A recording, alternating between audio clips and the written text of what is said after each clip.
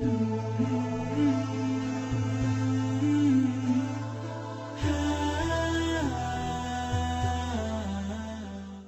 kita lagi drop, kita baca ma wadda'aka rabbuka wa ma qala.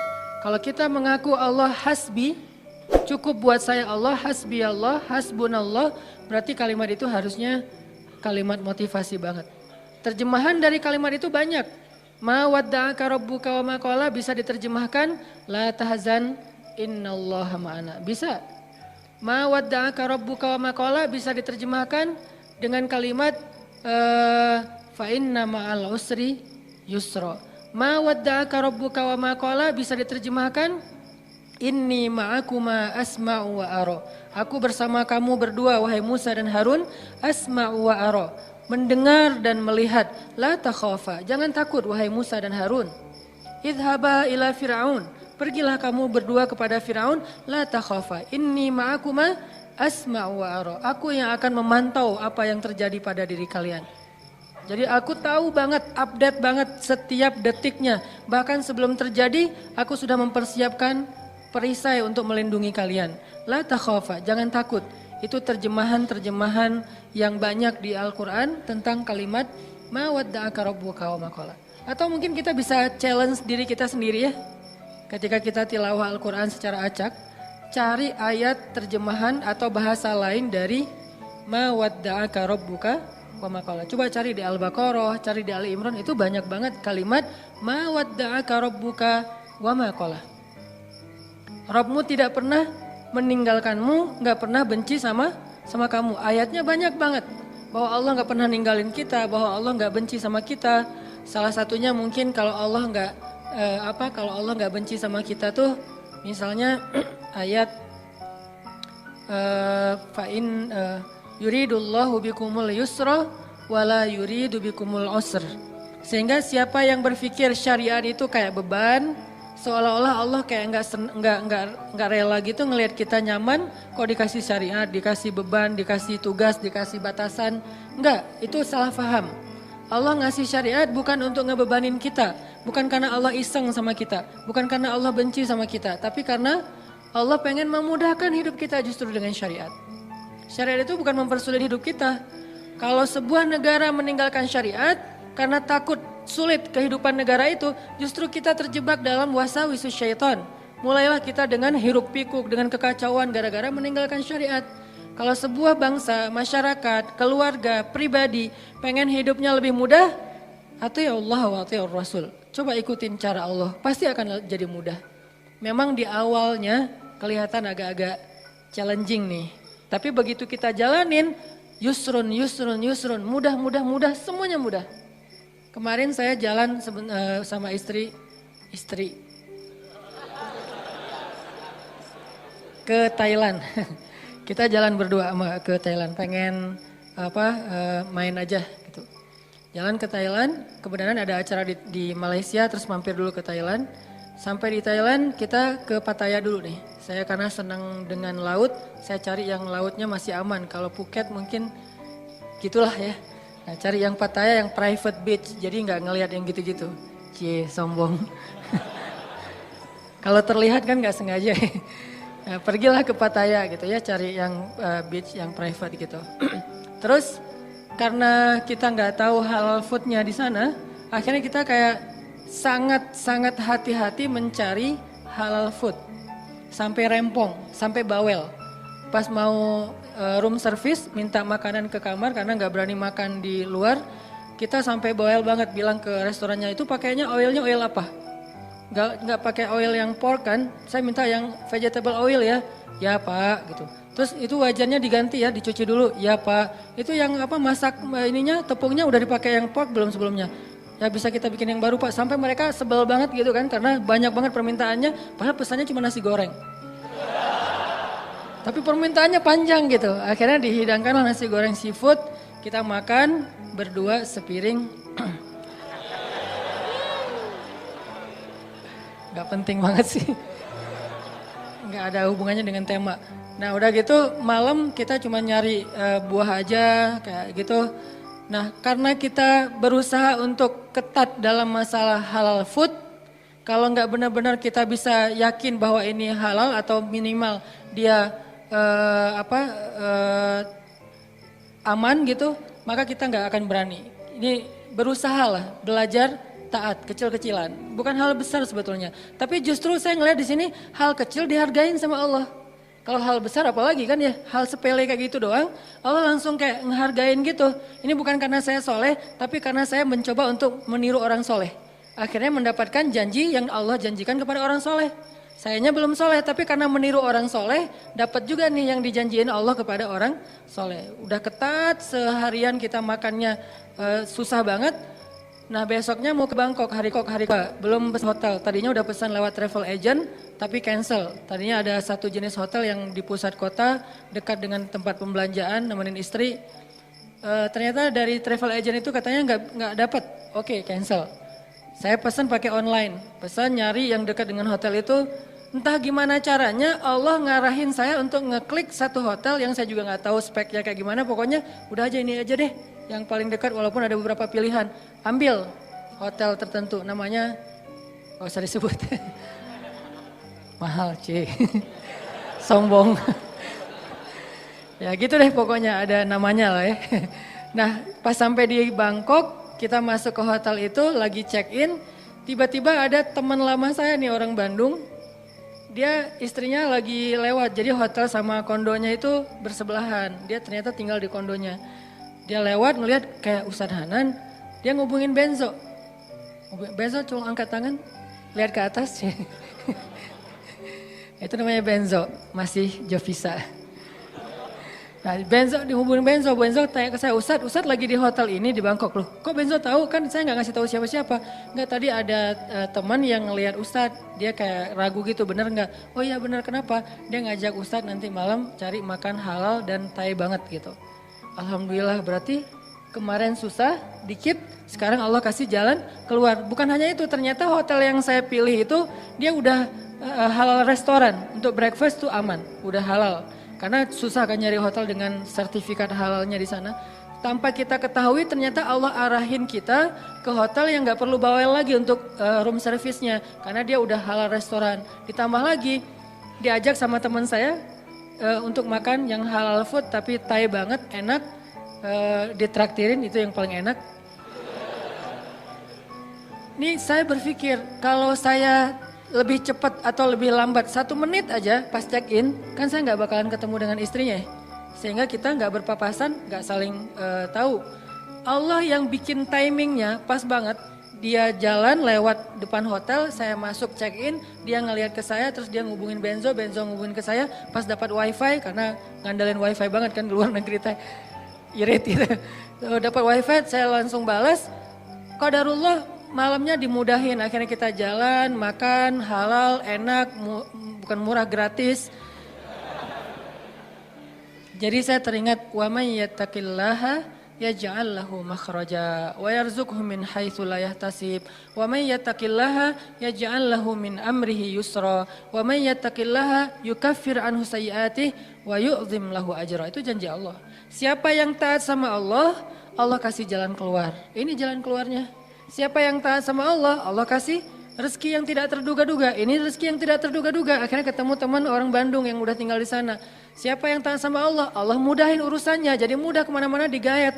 Siapa yang taat sama Allah, Allah gugurkan dosanya. Berharap kayak gitu dan dilipat gandakan pahalanya. Berharap juga kayak gitu. Ini artinya hal sepele gini aja Allah hargain.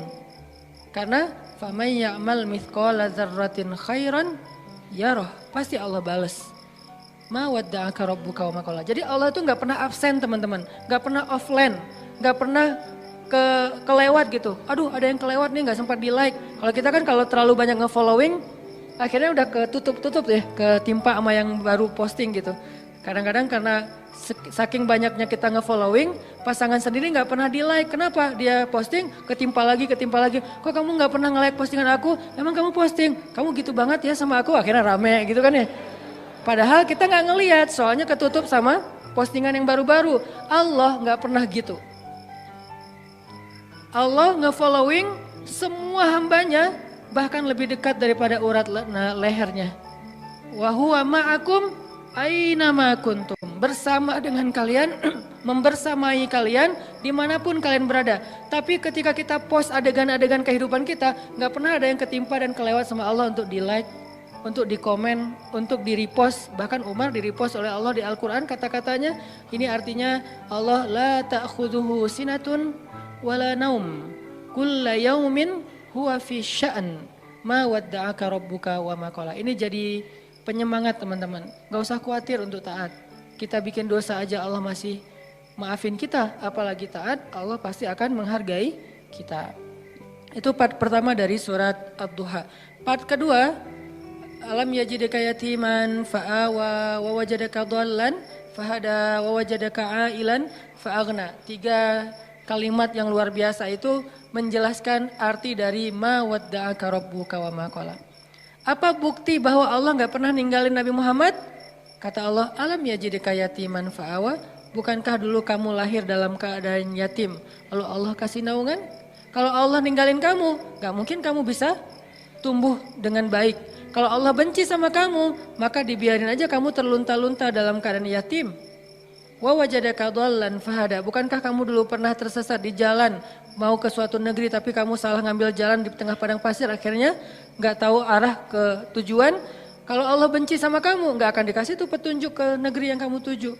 Gak akan diarahin kamu untuk sampai kepada destinasi yang kamu tuju. Bukti Allah, ma wadda'aka rabbuka wa ma qala. Alam yajidka yatiman fa'awa wa wajadaka dhallan fahada wa wajadaka ailan fa'aghna. Nanti kalau kemarin saya bahas alam yajidka yatiman fa'awa versi Nabi Muhammad, yang belum kebahas itu versi Nabi Musa ya. Versi Ibrahim, versi Ismail, versi Isa, versi Yahya, versi Maryam. Itu semuanya ayat-ayat tentang kisah-kisah tentang alam yajidka yatiman ya Maryam, alam yajidka yatiman Yahya, alam yajidka yatiman Isa, alam yajidka yatiman Ibrahim, alam yajidka yatiman Musa, alam yajidka yatiman semua hamba-hambanya fa'awa, Allah kasih naungan. Baca kisah-kisah Al-Quran untuk memahami maksud alam yajidka yatiman fa'awa. Terutama kisah Yusuf. Alam yajidka yatiman fa'awa. Yatim gimana? Yatimnya Yusuf. Yatim di dalam sungai, di dalam sumur. Gak punya siapa-siapa. Ayahnya gak tahu di mana keberadaan anaknya. Kakak-kakaknya udah gak peduli dengan adiknya. Yatiman fa'awa. Fa'awa pertama ditemukan oleh para musafir. Fa'awa kedua masuk ke dalam istana. Dan seterusnya dan seterusnya. Alam yajidka yatiman fa'awa.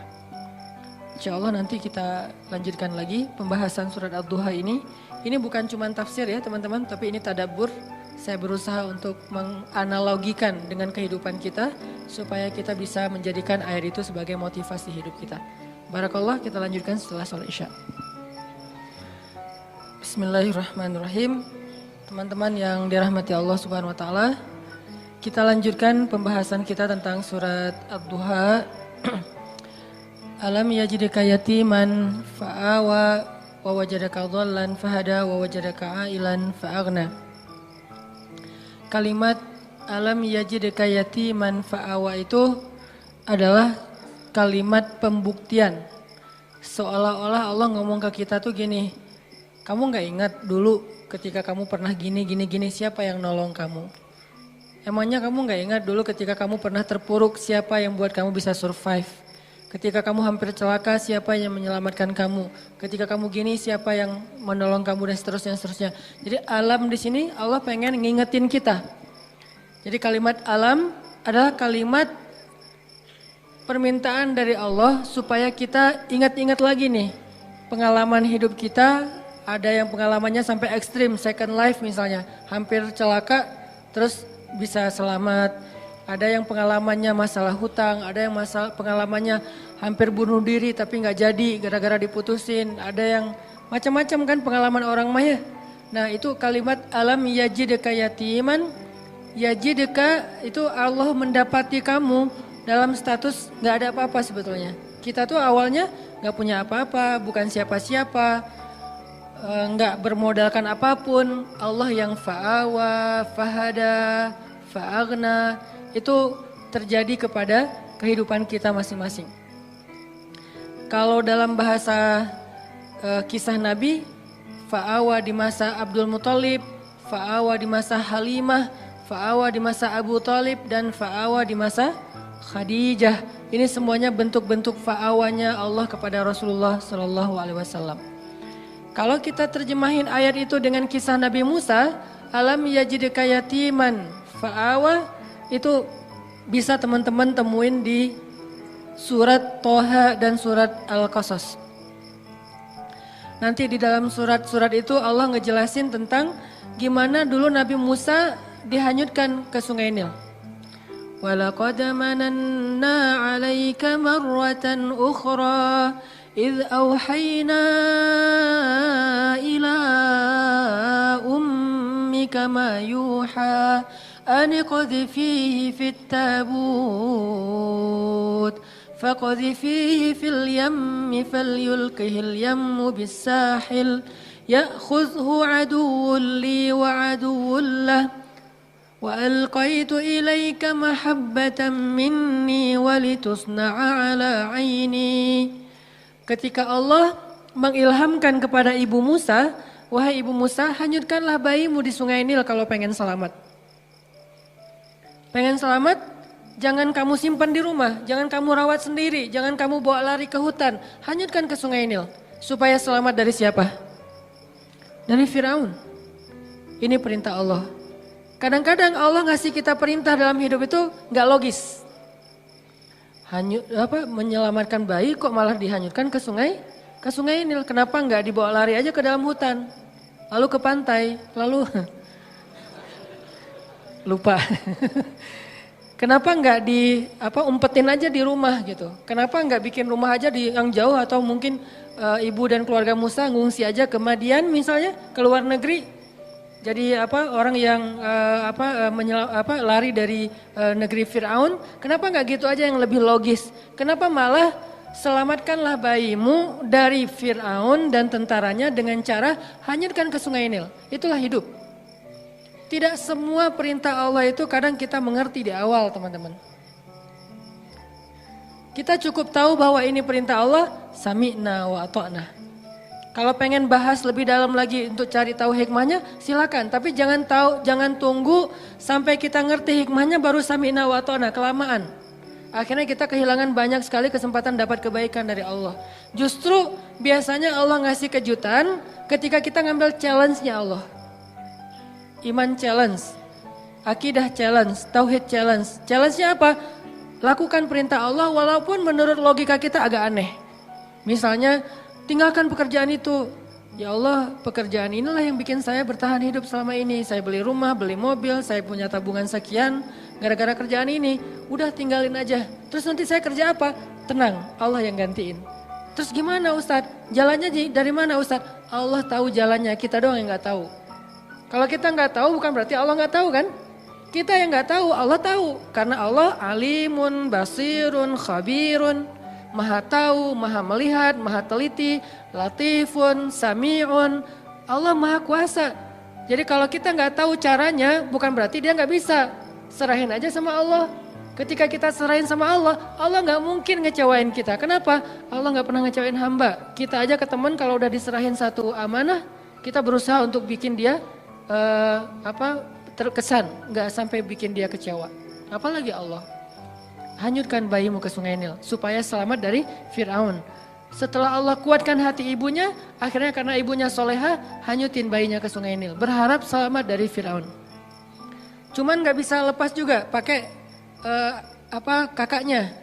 Kakaknya yang jadi pengintai gitu, nyari tahu adiknya hanyut kemana. Ngalir, bukannya ke negeri yang jauh, bukannya ke Sudan kayak atau ke luar negeri kayak kan Sungai Nil itu membelah berapa negara ya, bukan sampai ke luar negeri. Gak lama kemudian malah masuk selokan yang mengarah ke tempat pemandian pribadinya Fir'aun. Ini makin gak logis nih. Luar biasa cara Allah tuh. Allah luar biasa cara membuat skenario-nya tuh keren banget. Masuk ke selokan itu, kakaknya Musa makin kuat. khawatir gimana dengan adik, dia masuk ke selokan itu. Langsung dilaporin ke ibunya. Di surat Al-Qasas dikisahkan ketika ibunya tahu Musa hanyutnya ke dalam selokan yang mengarah ke pemandian khusus Fir'aun, hampir copot jantung ibu Musa. Hampir copot jantung ibu Musa. Kenapa? Bisa dipastikan bayi ini akan ditemukan oleh para dayang-dayang Firaun dan kalau ketahuan Firaun pasti akan dibunuh.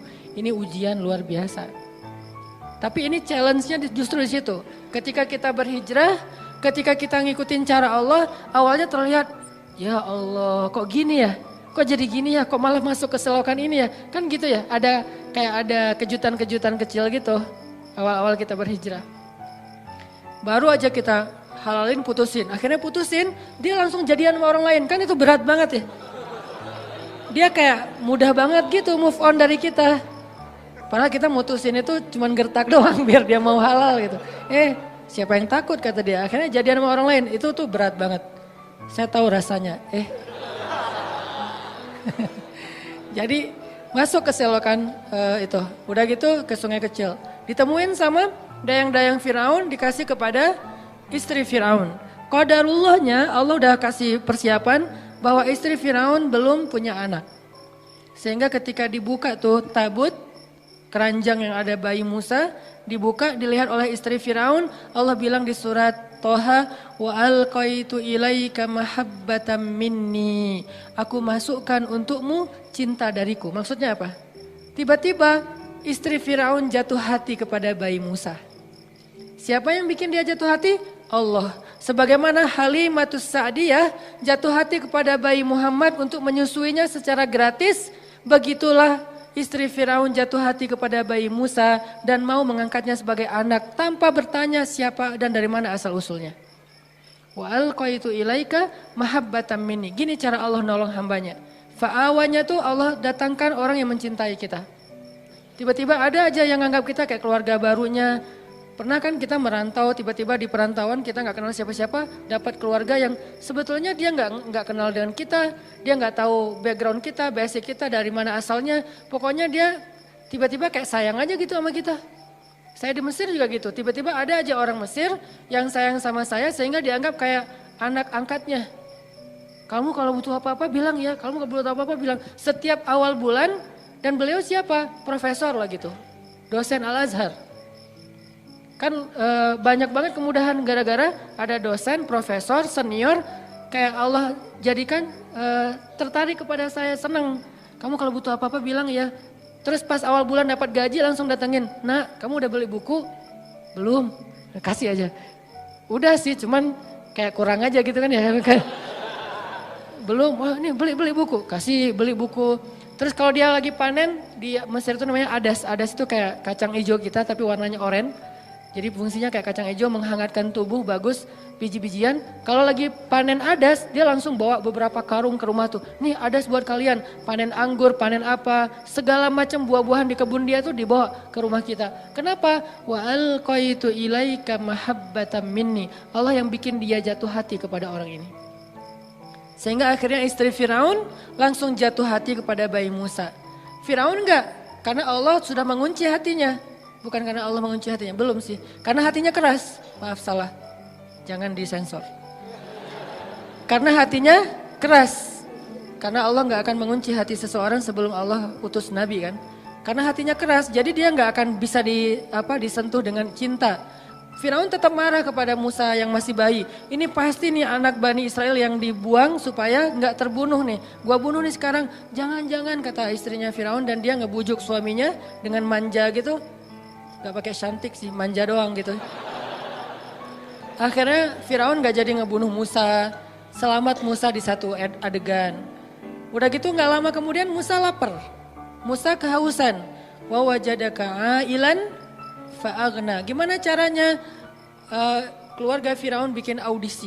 Siapa yang bisa menyusui bayi Musa? Dikasih dinar, dirham, emas, perak. Dikasih tempat kedudukan yang tinggi di dalam istana. Punya gelar ningrat. Dikasih rumah di dalam istana yang sangat bagus. Dari sekian banyak perempuan-perempuan yang ingin menyusui Musa, semua ditolak sama Musa. Karena kenapa?